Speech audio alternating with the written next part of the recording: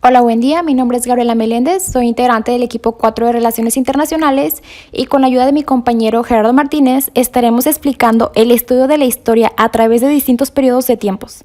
El objetivo de este video es que entendamos de una manera más visual y amena sobre qué son las relaciones internacionales.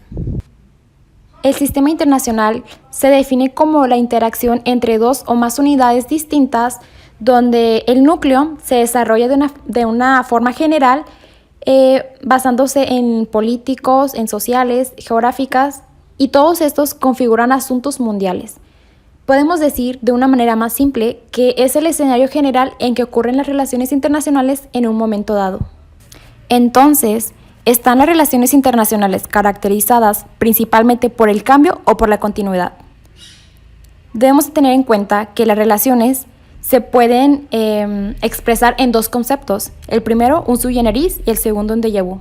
El sui generis es un evento que no se vuelve a repetir. Podemos poner como ejemplo la colonización de la Coca-Cola o las explosiones de la demografía a través del tiempo. Por otro lado, el déjà vu.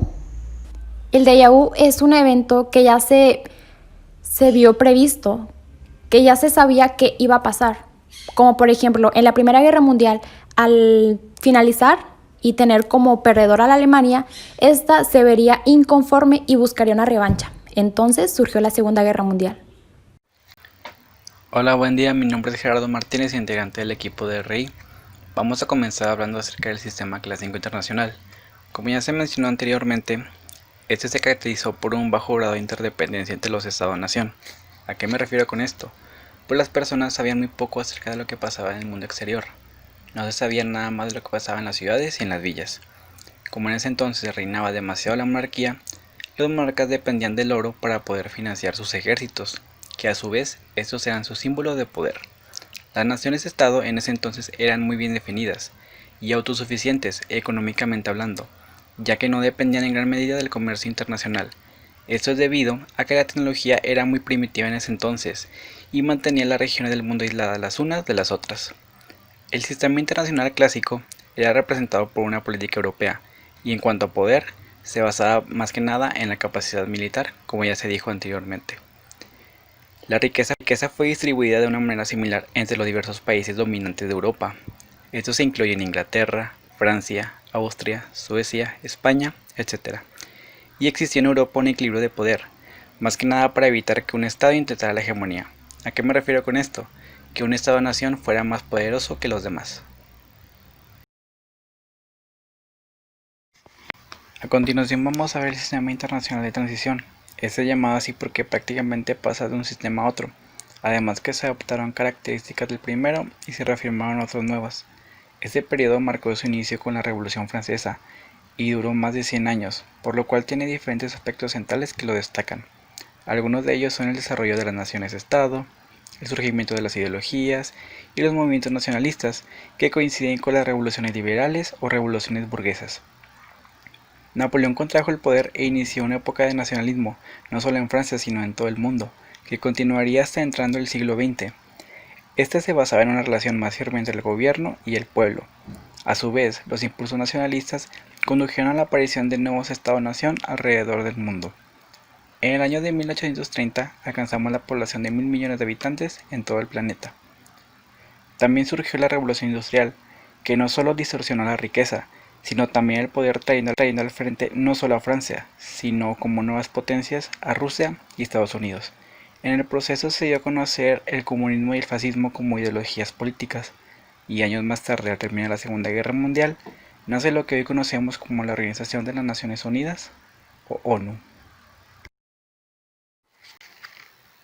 Después de la Primera y la Segunda Guerra Mundial, fueron surgiendo los actores no Estado, que más que nada son las organizaciones internacionales, que para finales de este periodo dieron un gran crecimiento alrededor de todo el mundo. Estos actores no Estado se dividieron en dos grupos. Por un grupo tenemos las organizaciones intergubernamentales, o por sus siglas OIG, que son por parte de los gobiernos. Los gobiernos establecen estas organizaciones como una respuesta a problemas que trascendieron las fronteras nacionales y que parecían clamar por una respuesta institucional. Tal es el ejemplo de la ONU o la OIT. por sus siglas Organización Internacional de Trabajo.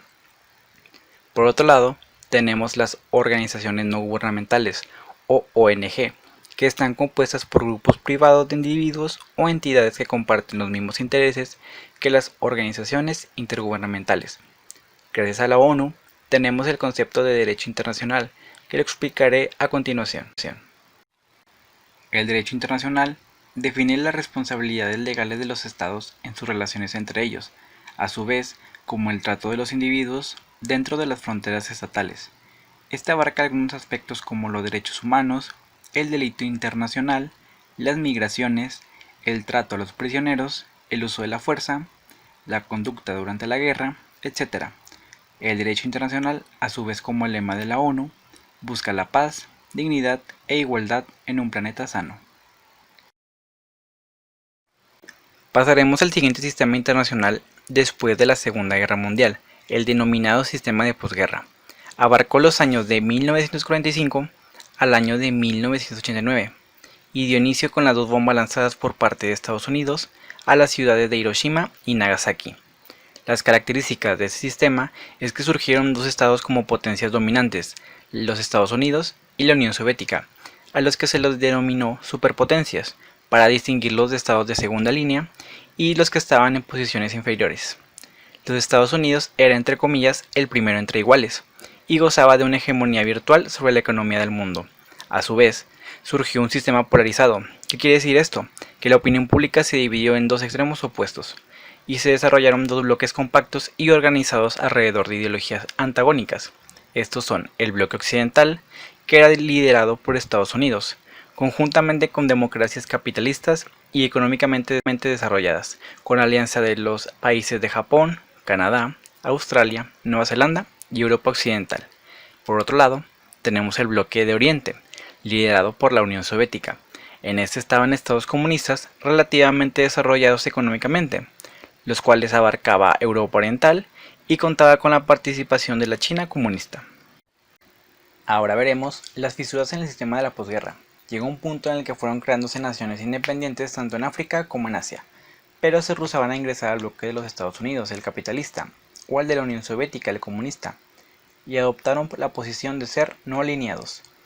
Este denominado tercer mundo trazaba límites de lo que podían hacer las superpotencias.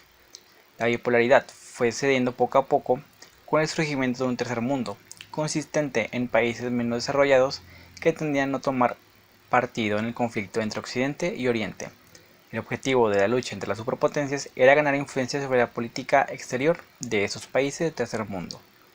En los años 50 y 60, la proliferación de los nuevos estados independientes del tercer mundo reflejó una creciente fragmentación de estructura de los dos poderes.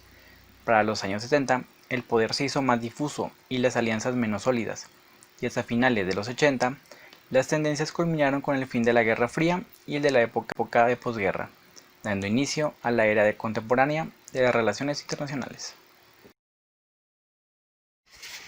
Antes de dar inicio con el sistema internacional contemporáneo, tenemos que conocer dos sucesos que marcaron la historia en el siglo XX. El primero de todos, la desintegración de la URSS, o mejor conocida como la Unión de Repúblicas Socialistas Soviéticas. Esta estaba conformada por 15 repúblicas, era el rival de Estados Unidos en la Guerra Fría y tenía un sistema comunista.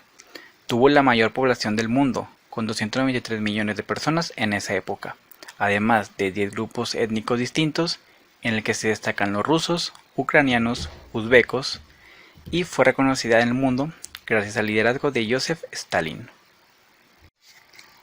La desintegración de la URSS inició con la muerte de Konstantin Chernenko en el 85, a lo cual tomó posesión Mikhail Gorbachev. Este personaje llegó con dos importantes reformas para la Unión Soviética, la primera llamada perestroika. Esta se basaba en la reestructuración de la economía y pretendía poder reactivarla de nuevo. El término perestroika significa reestructuración y era lo que pretendía Gorbachev, que además de querer poder convertir a la Unión Soviética en una nueva potencia económica, se intentaba dejar atrás de una vez por todas la herencia stalinista. El objetivo principal de esta reforma era poder sacar la economía soviética del caos en el que estaba sumido, introduciendo mayor libertad de empresas y dejando actuar al mercado para corregir los defectos de la planificación. La segunda reforma llamada Glasnost, que significaba apertura o transparencia, consistía en contrarrestar la censura que hubo en otros tiempos y que no hubiese represión para el pueblo ni los medios de comunicación. Los factores que trajeron el debilitamiento de la URSS iniciaron con la perestroika, la cual fue un fracaso. Dicha reforma no hizo más que hundir aún más todavía a la Unión Soviética. Por consiguiente, hubo una subida de precios y escasez de productos. El debilitamiento del bloque del Este fue otro punto, ya que estos no formaban parte de la URSS, eran sus aliados dentro de la Europa Oriental. Funcionaban como países satélite, ya que estaban influenciados por el sistema comunista. Había demasiadas restricciones por parte de la URSS en el tema de migración, ya que no querían que hubiese una fuga de cerebros. Pretendían evitar que los profesionales que habitaban enriquecieran a otros países, pero era más que claro que había mejores oportunidades del lado de Occidente. El debilitamiento creció gracias a la caída del muro de Berlín y la desaparición de la República Democrática Alemana. Hubo un incremento de conflictos étnicos y movimientos nacionalistas en varias regiones de la URSS. Por ejemplo, se vio reflejado en la zona de los países bálticos, de Lituania, Letonia y Estonia, las cuales fueron anexadas después de la Segunda Guerra Mundial. Estos estados impulsaron fuertes procesos de independización, como Lituania, que fue la primera república que formalmente declaró su independencia y salida de la URSS en marzo de los 90. Gracias a este auge en los países bálticos, solo incrementó los movimientos nacionalistas en otras partes de la Unión Soviética. Otro factor fue la disputa de poder entre la URSS y de la República Soviética de Rusia. Por el proceso de descentralización impulsado por Gorbachov, se había declarado la soberanía estatal de Rusia como integrante de la Unión Soviética, lo que llevó a la creación de un nuevo cargo a la presidencia, la cual la ganó Boris Yeltsin, quien tuvo un papel importante en el proceso de desintegración de la URSS. Esto llevó a la inconformidad de los sectores conservadores del Partido Comunista, quienes perdían poder e influencia dentro de la estructura de la Unión Soviética. A principios de los 90, jamás se imaginó que un bloque tan poderoso pudiese caer, pero el 19 de agosto del 91 ocurrió un golpe de estado por el sector de comunistas conservadores. Mientras Gorbachov estaba de vacaciones en la península de Crimea, se desató una toma de poder en Moscú. Gennady Yanayev tomó el lugar como presidente provisional y se ordenó que tanques y el ejército se colocaran en la sede parlamentaria. La gente se desató e intentaron detener a los militares. Hubo un miedo de que se desatara una guerra civil. Boris Yeltsin tomó un papel importante en el que se subió en uno de los tanques para poder dar un discurso, en el que la población lo veía como un mediador. Se ordenó la retirada de los militares y Yeltsin trajo de vuelta a Gorbachov desde Crimea y el 21 de agosto volvió a Moscú. Esto trajo una opinión en la que Gorbachov se vio como el dirigente que no supo prever ni manejar una crisis, y por otro lado Yeltsin se vio como el gobernante que evitó un golpe de estado y un conflicto mayor. La intención de varias repúblicas por dejar la URSS crecía exponencialmente. Un golpe final para la desintegración fue cuando Ucrania firmó su independencia con el apoyo del 90% de la población. Eso implicaba que el resto de repúblicas no dudaran en seguir el mismo camino, y siguieron sucediendo declaraciones de independencia. Yeltsin dio el último golpe.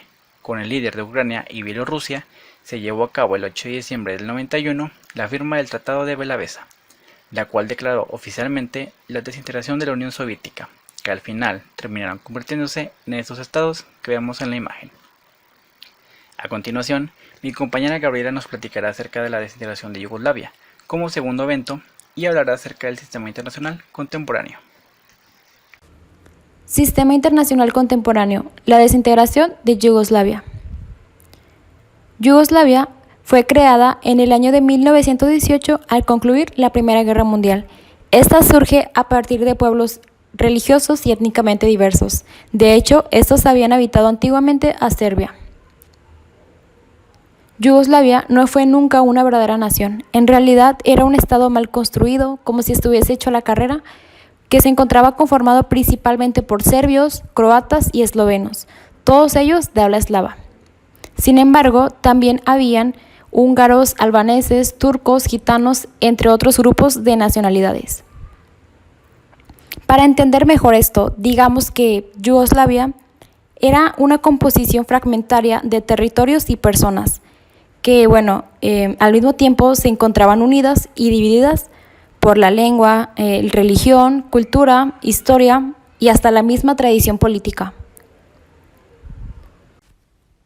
Durante la época comunista, Yugoslavia estaba bajo el mandato de Tito, quien logró mantenerla unida durante mucho tiempo. Una vez que este bloque cae, esta queda fragmentada en varias repúblicas independientes con poblaciones mezcladas. Y bueno, aquí podemos decir que Yugoslavia se caracteriza principalmente por sus conflictos étnicos, que fueron demasiados. Y bueno, los más populares eran entre los serbios, croatas y bosnios. Con la muerte de Tito en 1980, la federación logró mantenerse intacta una década más, siendo el punto más culminante en la Olimpiada de Invierno en 1984 que se celebraba en Sarajevo, Bosnia.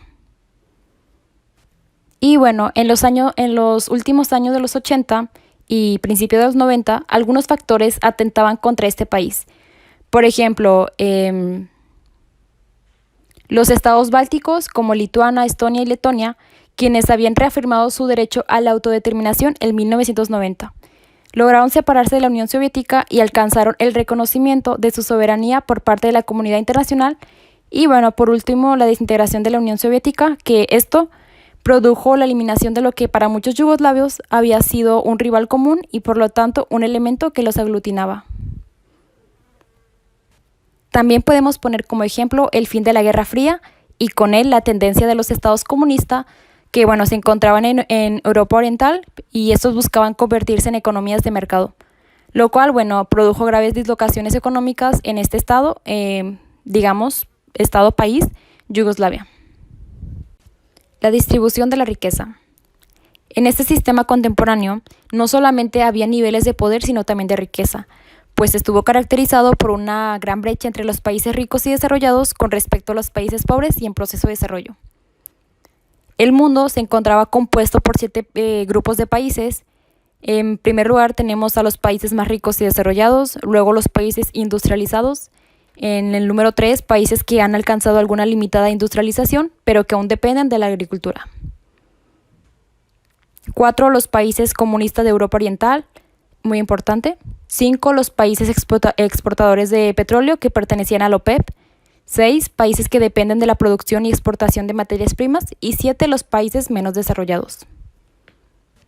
Algunas complicaciones adicionales, los actores no estatales. Para empezar, los actores no estatales son aquellos que se encuentran dentro del sistema internacional que no son estados. Son entidades no soberanas que ejercen un significativo poder e influencia, como la política, social, económica, y esto a un nivel nacional o internacional. Algunos ejemplos podrían ser organizaciones no gubernamentales, corporaciones multinacionales, los medios internacionales, actores no estatales violentos, grupos armados, incluyendo grupos terroristas, muy importante, organizaciones criminales y hasta grupos religiosos. Para finalizar con este video, les hablaré un poco acerca de la diplomacia y los diferentes tipos que existen de esta. Pero, ¿qué diplomacia? Es la gestión de las relaciones internacionales por medio de negociación e intereses entre los estados, la cual se divide en estos puntos. Como primer punto, tenemos la diplomacia bilateral, la cual se basa entre vínculos entre solo 2 estados. Su contraparte, la multilateral, entre 2 o más actores del sistema, ya sean estados u organizaciones, para llegar a un acuerdo para el mejoramiento de cada actor. Como punto 2 tenemos la diplomacia directa, se hace por medio de representantes de Estado sin intermediarios, mientras su contraparte, la indirecta, por medio de representantes formales o diplomáticos. Como punto 3 tenemos la diplomacia tradicional, esta se basa entre los gobiernos federales, con solo poderes ejecutivos, legislativo y judicial. Como cuarto punto tenemos la diplomacia parlamentaria, esta se hace por congresos y legisladores. En cambio, su contraparte, la paradiplomacia, es donde las entidades federativas establecen vínculos con otros actores globales. Y como quinto punto, tenemos la diplomacia ciudadana. Es conocida por las actividades internacionales. Y su contraparte, la diplomacia pública, que básicamente es donde un gobierno establece relaciones con la sociedad de otro país. Esperamos que este video haya sido de su agrado y los temas les ayuden a repasar para futuras ocasiones. De parte de mi compañera Gabriela Meléndez y su servidor Gerardo, les agradecemos por terminar de ver este video y cualquier duda la pueden poner en la caja de comentarios. Hasta la próxima.